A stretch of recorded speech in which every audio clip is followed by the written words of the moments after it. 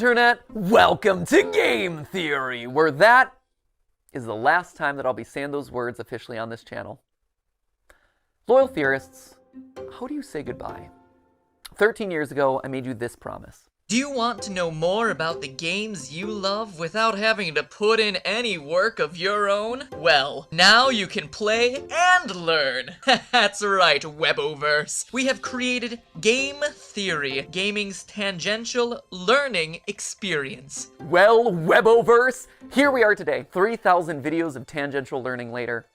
How do you sum all that up? I already got super weepy in the last one of these things, so probably shouldn't do that again. It'd be redundant and probably not great for the tech equipment. We've also spent the last 10 weeks together knowing that this day was gonna come, right? So I really feel like I've gotten my farewell tour. I've buried hatchets, I've rekindled friendships, I made sweeping videos about the state of online entertainment, fired some tanks. That was legitimately very cool. I honored my heritage. I made Disney mad at me one final time, which, you know, felt appropriate. Got some new dripping, and just in general, sped ran my way through all the things that were left in my content creator bucket list. So again, I ask, how do you say goodbye? First, it's probably most important to remind you that it's not officially goodbye, right? It's not like I'm dying or anything. It's more of a see you later. I'm still gonna be doing plenty of stuff. Like, I'm already booked to do the fashion show on Style Theory later this year. I'm still gonna be here on the couch for GT Live. In a couple weeks, I'm gonna be giving a speech over at PAX. I was recently in a kill count. Heck, I'm already slated to do the Jacksepticeye podcast, the Ludwig podcast. There's a collaboration I'm doing with Shea Frillis Productions. There's the FNAF musical over on Random Encounters. Like, I will be doing a lot, and you will probably be sick of me doing all these things on everyone else's channels. But if you do want to stay in touch with me, there are actually two ways that you could do it. Normally I'd say something like, oh, you can follow me on Twitter, but we all know that there's like a grand total of 0 people who want to be over on that platform. So instead, I decided to make you this. A mysterious website named where'smatpat.com. This is going to be a place that I update every once in a while when I have news about some new project that's coming up, or, you know, a mystery that you're going to have to solve by digging through the source code. Yes, it's a ripoff of scottgames.com. No, I don't feel bad about that because he stole enough of my ideas over the years. He kind of owes me one. Editor should drop on some deal with it sunglasses in this moment. Yeah, that's a good one. Once you're there, make sure you sign up via email. Don't worry, I'm not going to be spamming you with updates or anything. It'll be more like a matpat newsletter, or maybe a Christmas card that you get every once in a while with a funny update, or maybe we could chat about a favorite movie or something. I'll send over the occasional video that I'm just inspired to make. Who knows? Basically, this is just meant to be a way to let you all know what I'm up to directly in a way that isn't going to be subject to filtering algorithms, you know? And to kick things off this week, I'll be selecting 100 random emails that sign up to get personalized letters. And from that point forward, once or twice a week, I'll continue pulling a handful of emails to send personal notes to. It'll be a fun way to stay in touch. Long story short, make sure you bookmark it since you never know what might happen over there. But, all right, enough stalling. Back to the question at hand.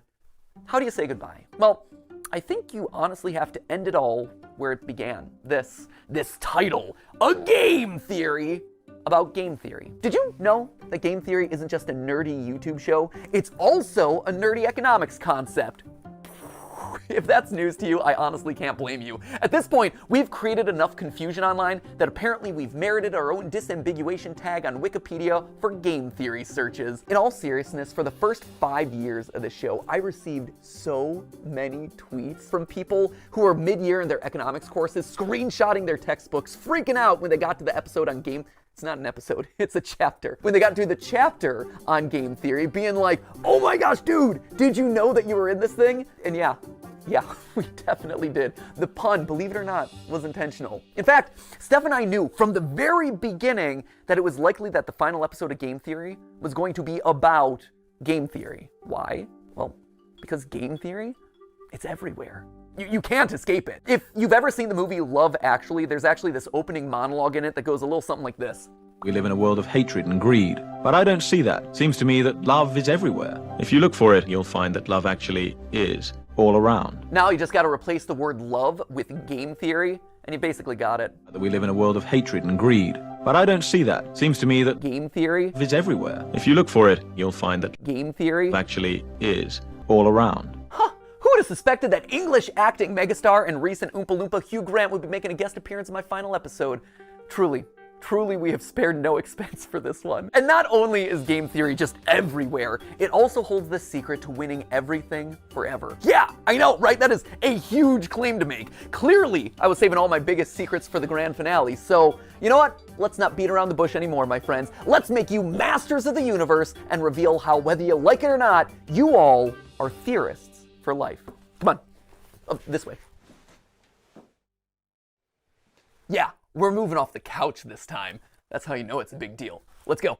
At its core, game theory is the science of strategy. So we gamers, we understand strategy, but what exactly is game theory specifically? Well, to understand that, you have to go back to the original game theorist, not me, this guy right here. He might not have himself the red leather jackets or the cool diamond play buttons, but I'll tell you what he does have, a crater on the moon named after himself, so I'll let you decide who has the bigger flex there. This guy right here, he is mathematician John von Neumann, and he was everywhere back in the day. And I do mean everywhere. Like, this guy was a key player in the invention of the digital computer. He helped with the discovery of the structure of DNA, even the creation of key components for Oppenheimer's Manhattan Project. You know, the Christopher Nolan movie where big things go big booms. But perhaps his biggest claim to fame was game theory. The idea that in any situation where there are two or more people, or players in this case, you can model out a game that'll help you find the best outcome. Have you ever played rock, paper, scissors and thrown out rock as the first hand? Because you know, statistically, most people choose their first move to be scissors. Or maybe you picked paper because the last three moves have been rock and they're obviously going to be thrown rock again. Well, congratulations, that is game theory in action. And he got a Medal of Freedom for that. So it just goes to show, don't let your dreams just be dreams, kids. Sometimes getting an honorary medal is a lot easier than you think. In short, game theory is the study of strategic choice. It's math that tells you what people are gonna do and who's gonna win the game. Probably the most famous example of a game theory scenario is the prisoner's dilemma, where two accomplices have just committed a crime and they're both given the chance to narc on the other one. If they both deny the crime, well, they both get a short prison sentence. If one of them denies the crime and the other rats him out, the narc walks free while his buddy is stuck in prison for a long time. And if they both confess, they both get a medium sentence. We can model the possible outcomes here in a nice, neat, mathy looking square. And while technically the best outcome for both of them would be to trust each other and not confess, they're criminals, and they don't know each other that well. And because they don't trust each other, by the math, both of them narc on each other, and as a result, get a medium amount of prison time. Or if that all's too complicated and hypothetical, over in England, they turn the whole thing into a game show where they say the word balls an uncomfortable amount of times. Welcome to Golden Balls. Golden Balls. Balls of riches, 12 balls. My balls are all golden. 100 golden balls, and they're all bursting with money. Killer balls. Balls. Balls. Balls. Balls. Now, why am I bringing all this up? Well, game theory is more than just wads of cash jammed into a bunch of balls. Someone should tell Mr. Beast that I just discovered his next video idea. No, it has very real consequences for the world. Back when the US and USSR were on the brink of atomic annihilation, the principles of game theory helped both sides reach an agreement to slowly disarm their nuclear arsenals. If you want to know more about that story, Veritasium's recent video on game theory does a great job telling it. And honestly, I can't really improve on it. So thanks for doing all the research for my final episode there, Derek.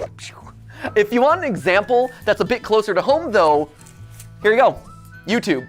It's got it. See, YouTube as a platform is just a bunch of zeros and ones, right? But YouTube as a community, it's a network of people constantly trying to make strategic decisions. Creators are players who are more or less rational people making videos that'll get you to watch and like and comment and subscribe. You, the viewer, you're also a player in this. You're on a strategic mission to win the experience by finding the thing that's most satisfying to watch. And the people who run, or at least have run YouTube in the past, shout out to Todd, Jake, Neil, Ernest, Meg, Ariel, Susan, David, Fede, Vader, Stephanie, and Kim, they're all in a strategic game to keep the creators and viewers happy, while also figuring out the best possible outcome for YouTube as a company by appeasing all the advertisers and shareholders. It is seriously a complex strategic arena. And that's how you get decisions like use bright green text because it's more likely to stand out in a sea of dark gaming thumbnails and more likely to get clicks. Launch shorts as a means to counterattack against TikTok. Do a video on something that's not trending so you can stand out from the pack. Or maybe you lean in so you're suggested against the algorithm. Every video you watch, everything that you click on, it's the product of creators using game theory. Slap a big old game theory colon in front of every title and slam some clickbait green text on every thumbnail. All those hundreds of millions of subscribers to Jimmy and Ryan Trahan and Cocomelon, I like to think that they're all secretly ours. Where's our 200 million subscriber play button there, YouTube? In the end, it's all game theory. Speaking of, and this is just an aside that I learned about earlier this week,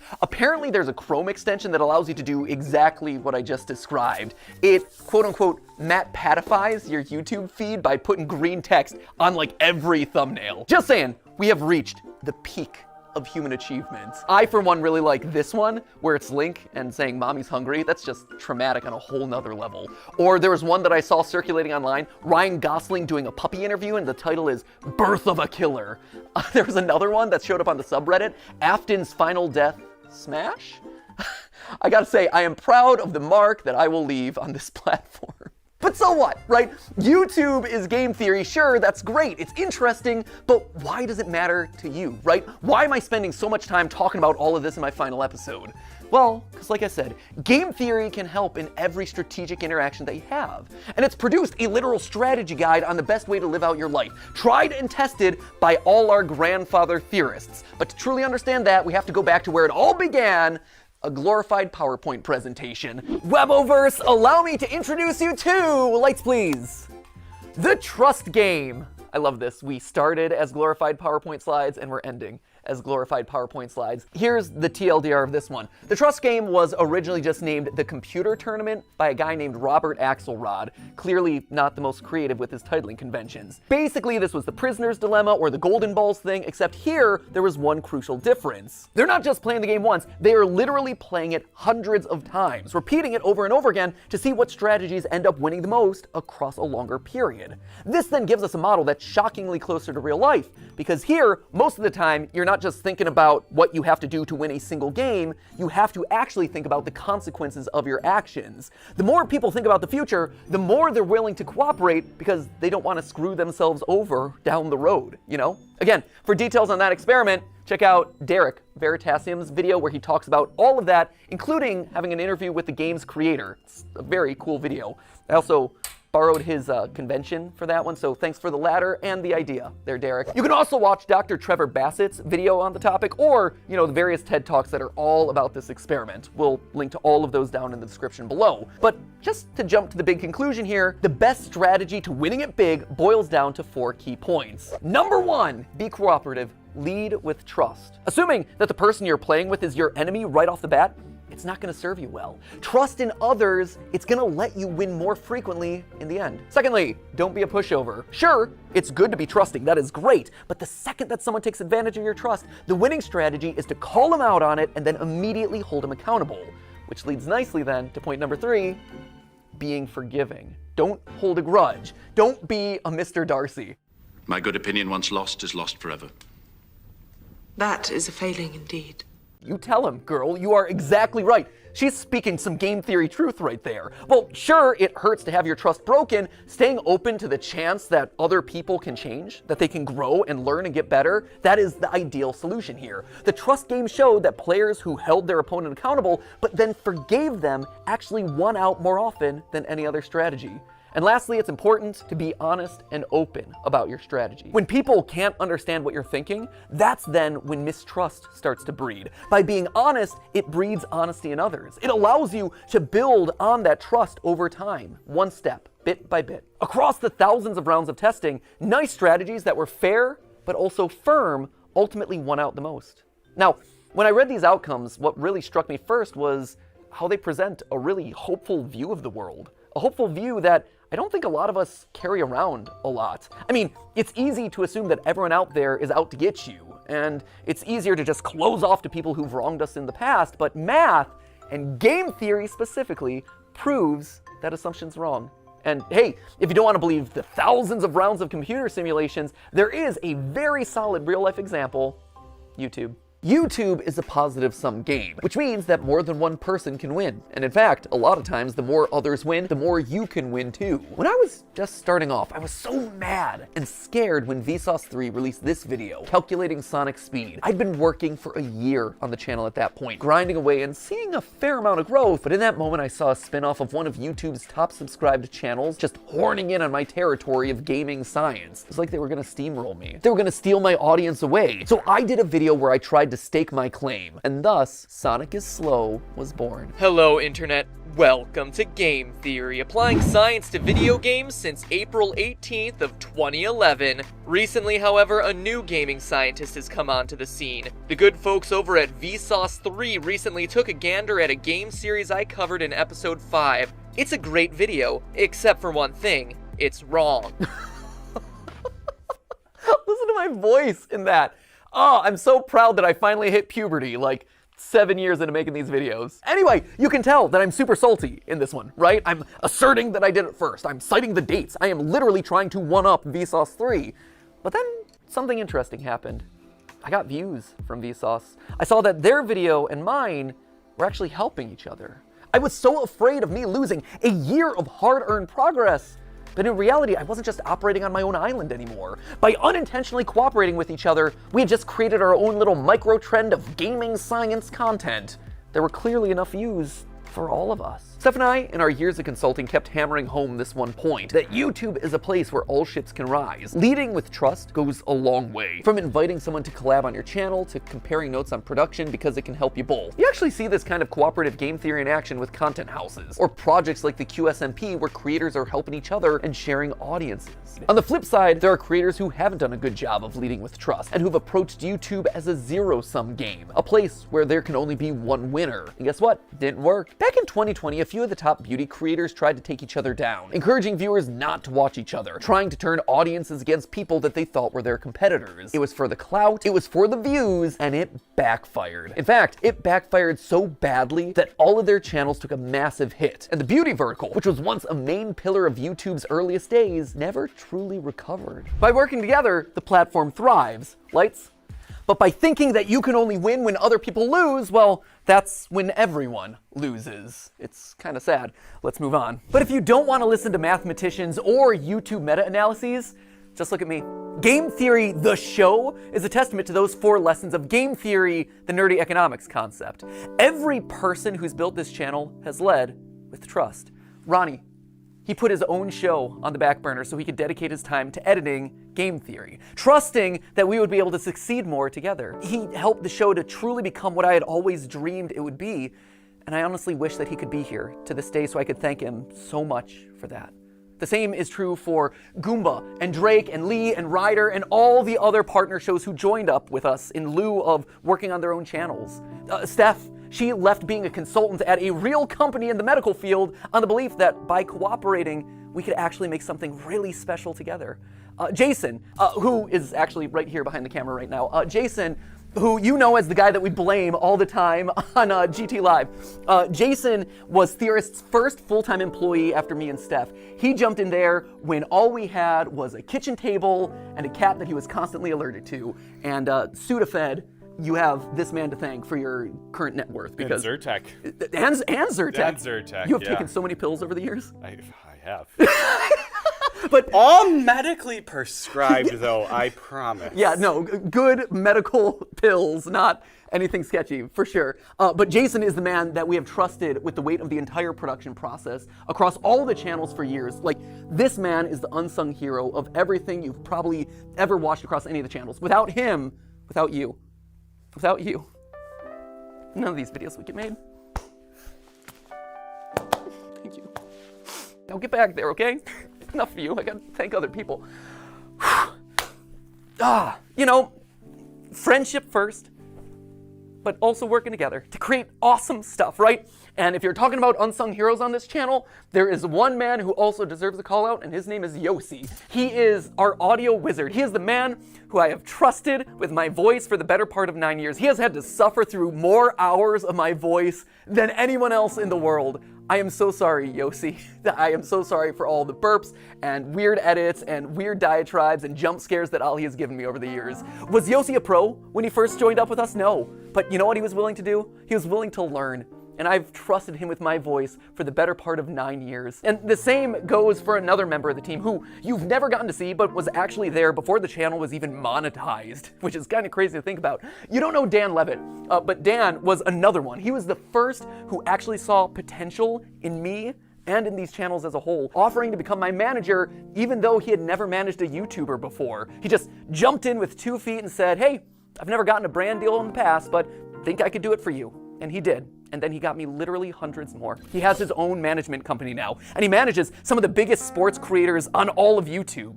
I can say with complete confidence that this company and my career would have looked totally different had it not been for Dan. And his career and his company would have looked totally different without me. He and I have built businesses parallel to each other, right next to each other, using cooperative game theory for over a decade. He trusts me to make good decisions on YouTube, and I trust him to make good decisions as my manager, and we both benefit in the long run. But perhaps the most important person in all of these trusting relationships is you. You guys, right here, I wear you on my wrist these days. You loyal theorists have been the best example of game theory in the history of the show Game Theory. Every time you click on one of these videos, you are leading with trust. You are saying, you know what, I'm gonna give this one a chance, especially on those episodes that are covering topics that you've never even heard of. And on my end, I've always tried my best to fulfill on that promise and make sure that your trust pays off by delivering a great, well-researched, fun, a lot of times stupid video. And yeah, there have been plenty of times where I've missed the mark, where you weren't happy about a topic, or where I said something wrong, or my research was bad, or whatever, and I needed to learn about that. And so you, acting exactly as you should, according to that trust game, you called me out in those moments. You showed me that I had made a mistake. But more importantly, you were willing to forgive. You gave me a chance to learn and grow as a creator and as a person. And look at this. We all won. Look at this thing that we managed to build together. Don't tell anyone else. I mean, there's 3 of them here in the room, but like the rest of them downstairs. You guys, you've always been the most important member of this team, whether or not you ever realized it. And now, as new hosts step in, yeah, they're obviously gonna have to learn a lot, and they're gonna have to earn your trust just like I did over a prolonged period of time. But I hope that you approach them with the same sense of cooperation and goodwill that you did for me all those years ago. So, while I might be leaving as host of this show, Game Theory, it'll never leave. It'll never leave me, and it'll never leave you. We are all Game Theory, which honestly is why I thought it was fitting for you guys to be the one to say this. But hey! That's just a theory. That's just a theory. It's just a theory! Just a theory. That's just a theory. A game theory! Class dismissed. Thanks for the theories, matpat. But hey, that's just a theory. C'est juste une théorie. Just a theory! Just a theory. Just a theory. Just a theory. Thanks for everything. But hey, that's Just a theory. That's just a theory! Just a theory. Just a theory. Theory. Theory. Theory. Theory. theory. Theory. That's just a theory. That's just a theory. That's just a theory. That's just a theory! That's just a theory. A style theory. A food theory. A film theory. A game theory.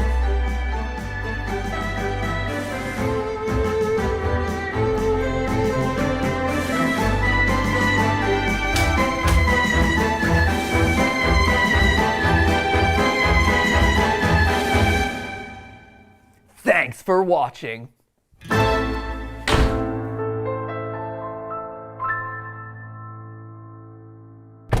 Oh man, where to?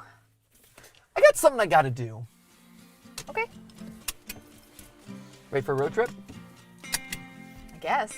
Let's go. Every level you beat, and each boss battle defeat, with each achievement your view becomes a bit more complete. Give a blank page and a clear horizon, so why not do a little theorizing? I think it's time we get a little theorizing. Game theorizing, yeah. Game theorizing, that's just a theory.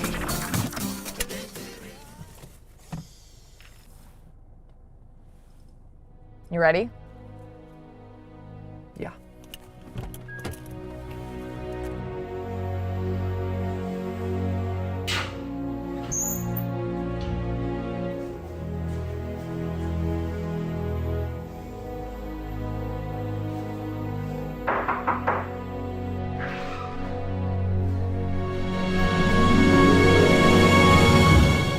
I've been expecting you. Come, we have much to discuss.